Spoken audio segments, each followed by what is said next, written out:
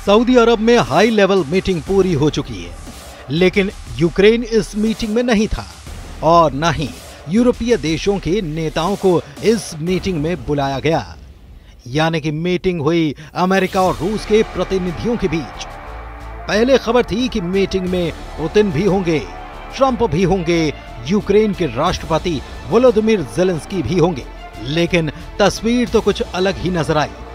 High level meeting का मकसद रूस और यूक्रेन के बीच चल रहे युद्ध को समाप्त कराना था, लेकिन फिर भी इस मीटिंग में यूक्रेन ही शामिल नहीं था। तो फिर इस मीटिंग में कौन कौन आया? मीटिंग में अमेरिका की तरफ से विदेश मंत्री मार्को रूबियो शामिल हुए। अमेरिका के ही NSA माइकल वॉट्स इसमें शामिल रहे, जबकि रूस की तरफ से विदेश मंत्री सरगेई लावरोव और पुतिन के विदेश नीति सलाहकार यूरी उशाकोव इसमें मौजूद रहे। मीटिंग में वॉशिंगटन से विशेष दूत विटकॉफ भी शामिल हुए, जो कि यूक्रेन और रूस दोनों के लिए चर्चा कर रहे थे। लेकिन सवाल ये कि यूक्रेन ही इस बैठक में शामिल क्यों नहीं है? क्या यूक्रेन की तरफ से बैठक के लिए किसी को भेजा ही नहीं गया? तो जवाब है नहीं, यूक्रेन को दरअसल बैठक में बुलाया ही नहीं गया।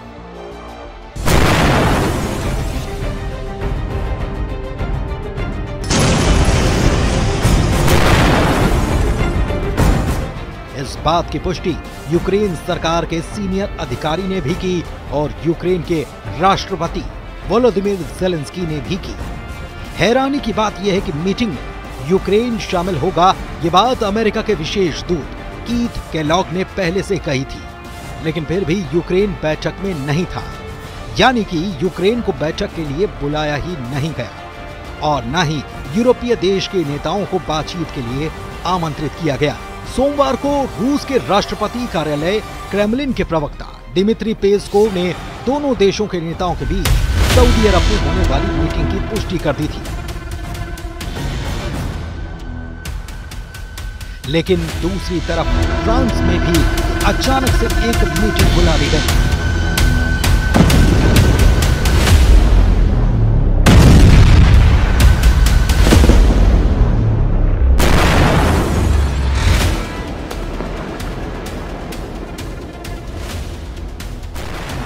ये शिखर सम्मेलन फ्रांस के राष्ट्रपति इमैनुअल मैक्रों की तरफ से बुलाया गया।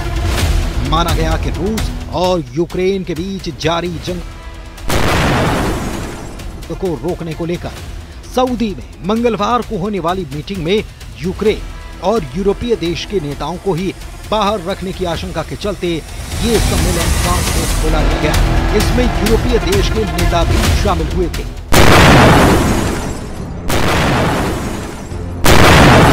सबसे अहम बात यह कि सम्मेलन में फ्रांस ने वही बात दोहराई जो यूक्रेन के राष्ट्रपति ज़ेलेंस्की करते नजर आए। ज़ेलेंस्की कह चुके हैं कि यूक्रेन की सुरक्षा पर बात किए बगैर कुछ भी हल निकलना संभव नहीं।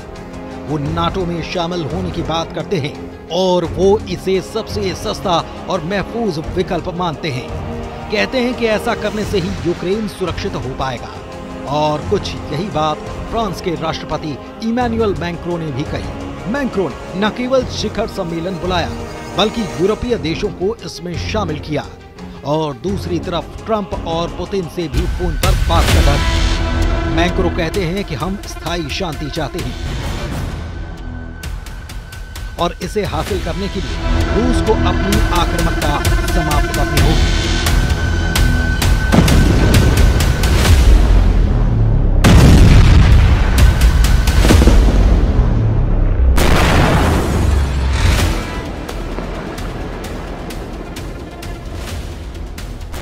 इसके साथ ही यूक्रेन के लिए विश्वसनीय सुरक्षा गारंटी सुनिश्चित करनी होगी। वक्त सीज़फायर मिन्स्क समझौते की तरह नाकाम हो सकता है। ये सारी बात फ्रांस के राष्ट्रपति ने सोशल मीडिया साइट एक्स पर भी लिखी। दूसरी तरफ ब्रिटेन के पीएम की तरफ से भी चौंकाने वाला बयान आ गया है। मैक्रों की मीटिंग बुलाने के पहले ब्रिटेन के पीएम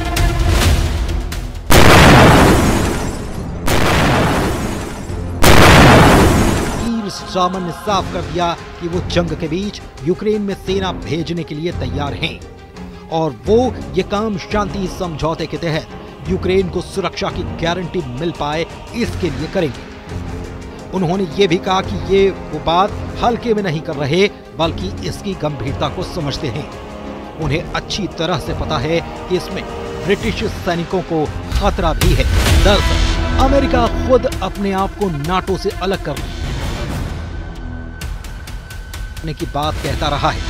खास तौर पर ट्रंप इसके पक्ष में कुछ ज्यादा है।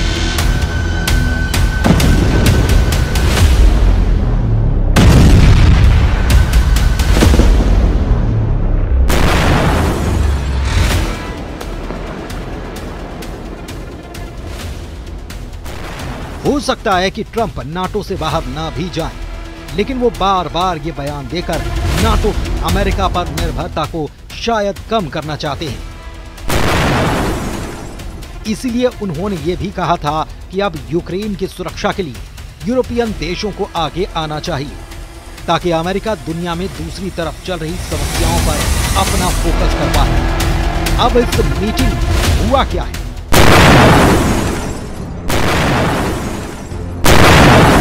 ये जानते हैं। तो सऊदी अरब में हुई मीटिंग में रूस की तरफ से कह दिया गया कि सिर्फ ये कहना काफी नहीं कि हम यूक्रेन को नाटो में शामिल नहीं करेंगे, क्योंकि साल 2008 में बुखारेस्ट में जो प्रतिज्ञा ली गई उसमें साफ कहा गया कि जॉर्जिया और यूक्रेन आखिरकार नाटो के सदस्य बनाए जाएंगे।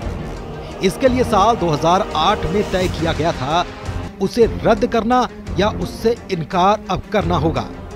पुतिन के विदेश नीति सलाहकार यूरी उशाकोव का कहना है कि सऊदी अरब में रूस और अमेरिका के बीच 4.5 घंटे की वार्ता समाप्त हो चुकी है और ये वार्ता सफल रही है। मीटिंग में भाग लेने वाले उशाकोव ने कहा कि दोनों पक्षों ने पुतिन और ट्रंप के बीच बैठक की शर्तों पर चर्चा की।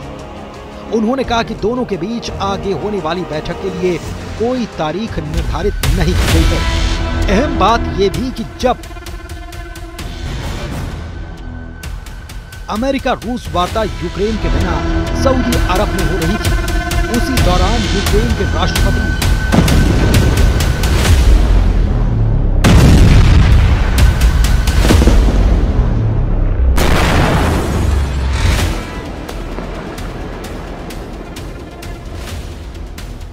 ज़ेलेंस्की एर्दोगान के साथ बैठक के लिए तुर्की के अंकारा पहुंचे थे और यहां भी ये दोहराया गया यूक्रेन शांति के लिए तैयार है और बैठक भी करने को राजी है, लेकिन ये सब उसकी सुरक्षा की गारंटी को पहले मद्देनजर रखकर किया जाए तब। ज़ेलेंस्की का ये भी कहना है कि हम उम्मीद करते हैं कि ये सुरक्षा गारंटी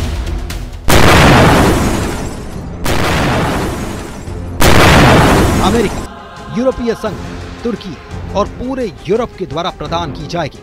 हम किसी भी हाल में अपने अस्थायी रूप से कब्जे वाले क्षेत्रों को रूस के हिस्से के रूप में मान्यता नहीं देंगे, वे यूक्रेन का ही हिस्सा हैं।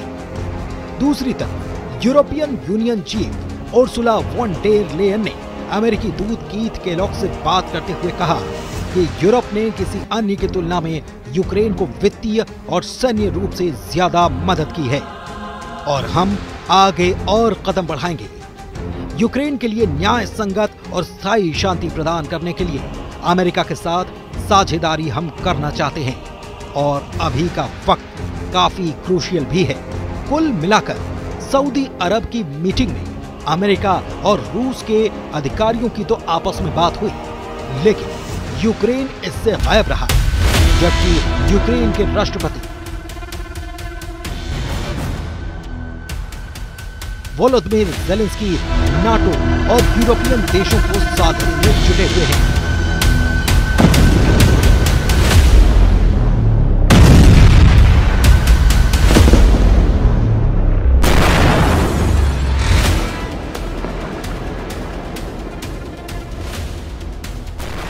और उनकी लगातार हो रही यात्राएं इसी बात का सबूत है। ऐसे में ट्रंप क्या नाटो को साधने की कोशिश करेंगे या फिर उनके सामने एक नई आफत आन खड़ी हुई है, इस पर नजर बनी हुई है।